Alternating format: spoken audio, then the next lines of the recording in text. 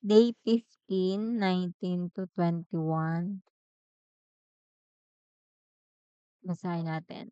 Ang labis na kasamaan sa Sodoma. Nang gabing dumating sa Sodoma ang dalawang anghel, nakaupo si Lot sa may pintuan ng lungsod. Pagkakita sa kanila'y tumayo si Lot at sinalubong sila.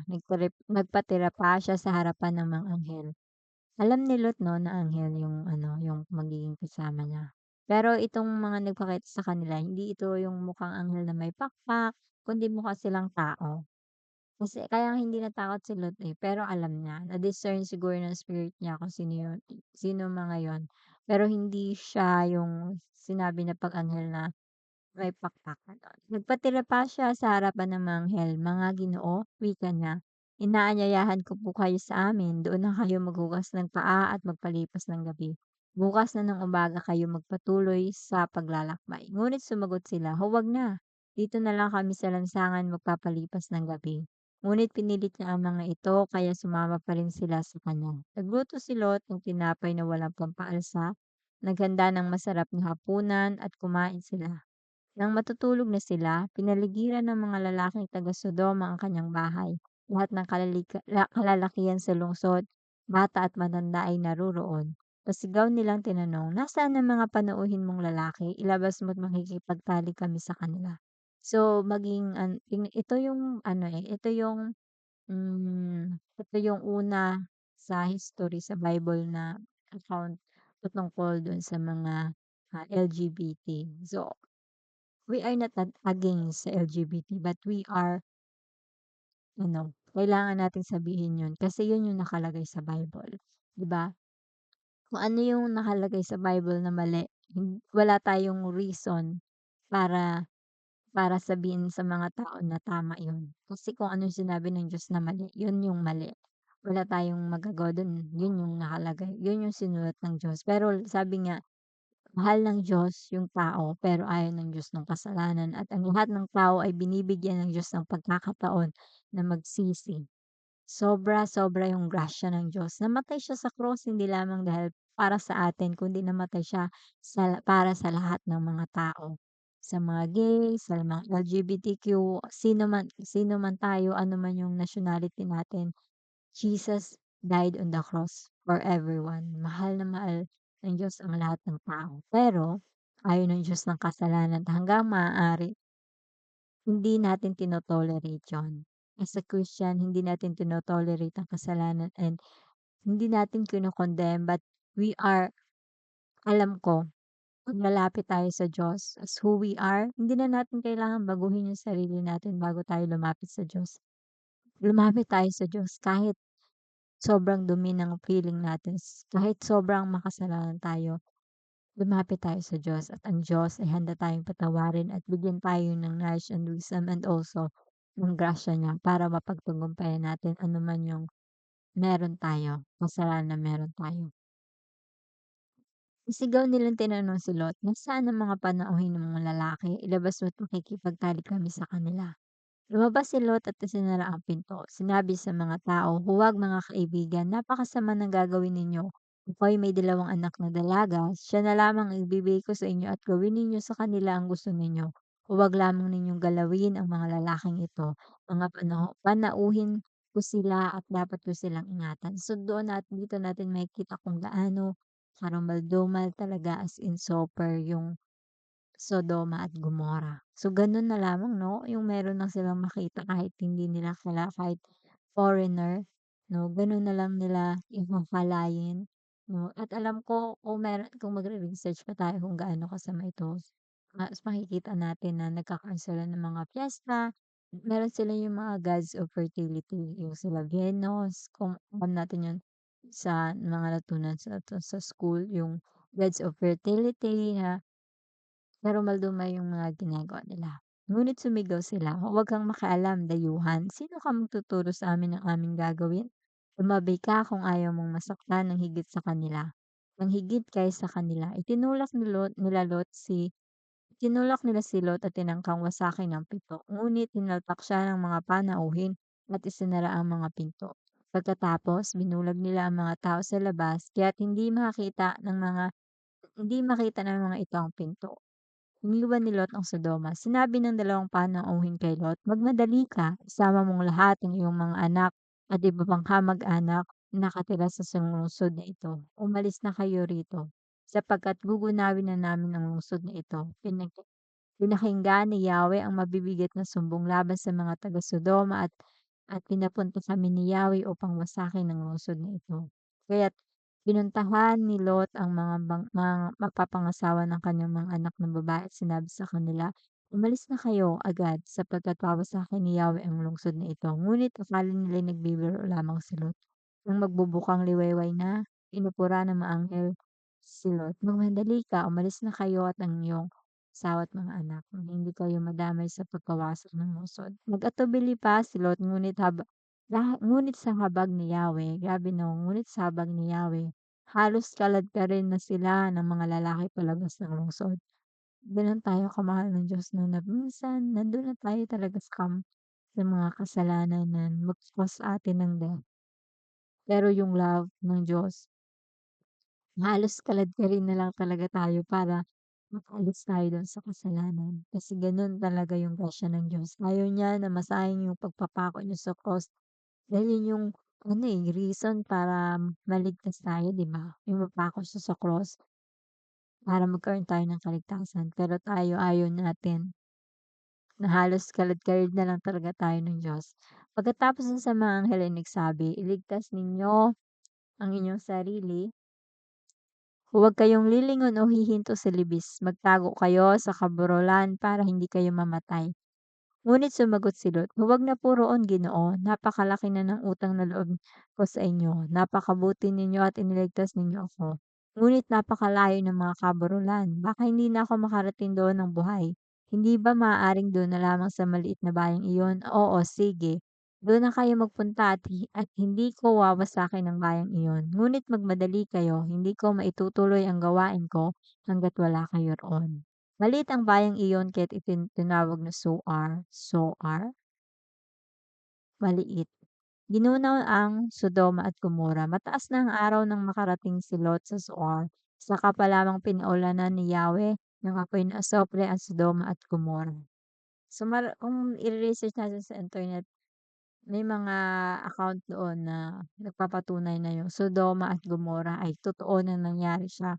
Kasi merong mga historical o scientific evidence para sa lahat ng mga nakasulat dito sa Bible. Kaya mapapatunayan natin na ang Diyos ay totoo dahil yung lahat ng mga sinulat na kasulat dito ay totoo.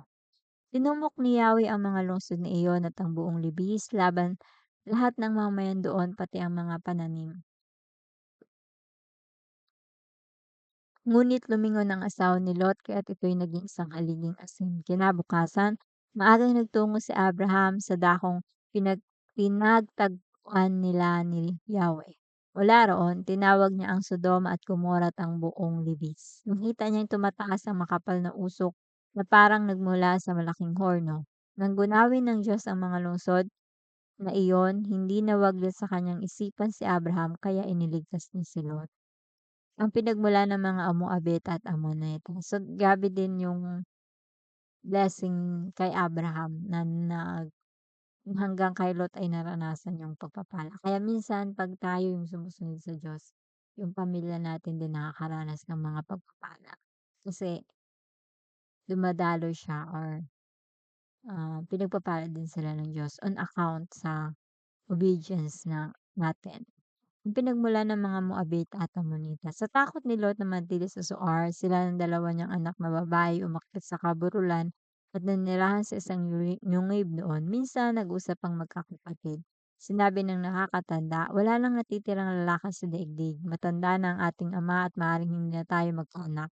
Mabuti pa ay lasingin natin siya at ating sipingan para magkaanak tayo." Ito yung mga anak nila, Moabita at Amonita.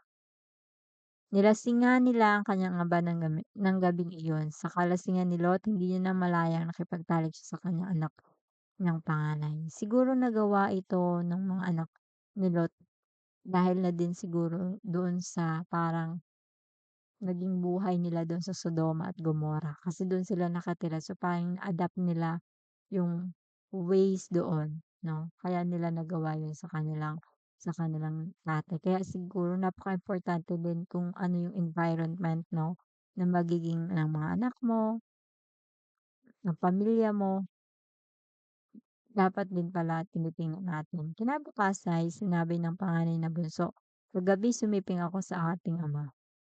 Lasingin natin siya uli mamaya at ikaw naman ang sumiping na pareho tayong magkaanak."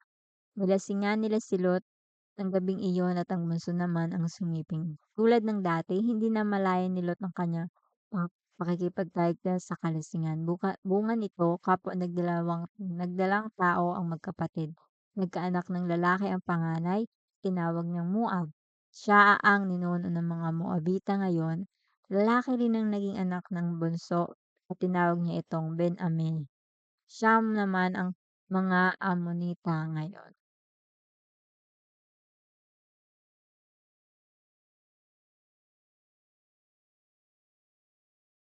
20, sina Abraham at Abimelech.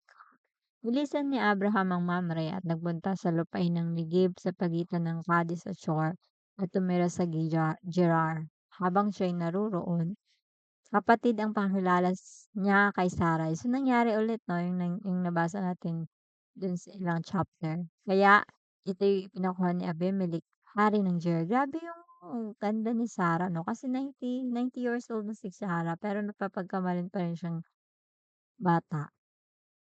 Kaya ito'y pinakuha ni Abimelech, hari ng Gerar. Sa isang panaginip, nagpakita ang Diyos kay Abimelech at sinabi, "Mamamatay ka dahil sa babaeng kinuha mo, siya ay may asawa na." So, naalala ko before, may mga ano na napapanaginipan ko na doon ako minsan nung kumukuha ng confirmation.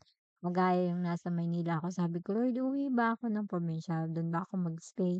At true enough, talagang napanaginipan ko at makikita mo talaga na nagaling sa Diyos yung panaginip 'pag sobra siyang clear na hindi mo siya agad nakakalimutan, 'no. Dun mo makikita yung confirmation.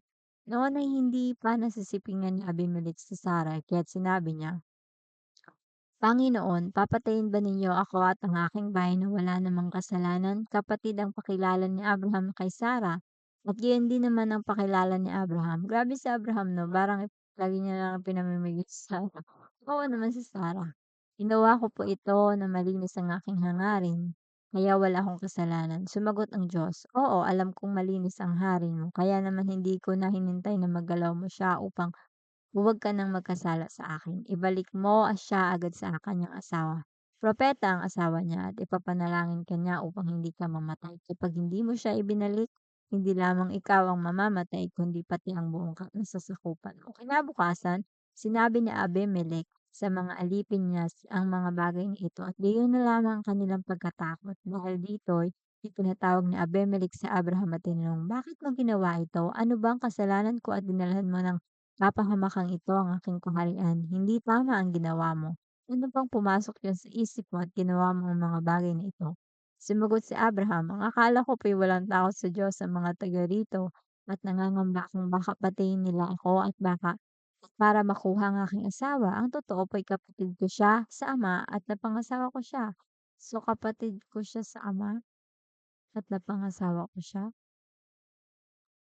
Kaya po nang sabihin sa akin ng Diyos na lisanin ko ang sambahayan ng aking ama, sinabi ko sa aking asawa, mabuti pa'y ganito ang gawin mo. Saan man tayo pumunta, sabihin mong tayo magkapatid at sa gayoy maipapakita mo ang iyong katapatan sa akin. Sa halip na parusahan, binigyan pa ni Abimelech si Abraham ng mga tupa, baka at mga aliping lalaki at babae at ibinalik niya si Sarai. Sinabi pa niya kay Abraham, "Sa buong lupain ito, tumira ka kung saan mo gusto." Ito naman ang sinasabi niya kay Sarah, "Binibigyan ko ang iyong kapatid ng 1,000 pirasong pilang bilang katunayan na ang dangal mo hindi nadungisan. Sa gayon, hindi isipin ni naman na ikaw ay may ginawang masama." Dahil sa pagkakuha ng hari kay Sarah, pinarusahan ni Yahweh ang lahat ng babae sa sambahayan ni Abimelech. Hindi sila magkaanak at upang malunasan ito, ipinanalangin sila ni Abraham. Gumaling naman si Abimelech at mula noon, ang kanyang asawa at mga aliping babae ay nagkaanak. ang kapanganakan ni Isaac. Pinagpala ni Yahweh si Sarah at tinupad ang kanyang pangako. Ayon sa panahong sinabi ng Diyos, si Sarah nga ay nagdalang tao at nanganak ng isang lalaki. Grabe yung katapatan ng Diyos. Kahit matanda na noon si Abraham, ay Isaac ang ipinangalan ni Abraham sa kanyang anak. Ayon sa utos ng Diyos, tinuli ni Abraham ang bata 8 araw pagkasilang nito. 100 taon na si Abraham nang ipinanganak si Isaac. Sinabi ni Sarah, nakakatawa ang ginawang ito sa akin ng Diyos at sino makarinig nito'y tiyak na matatawa rin.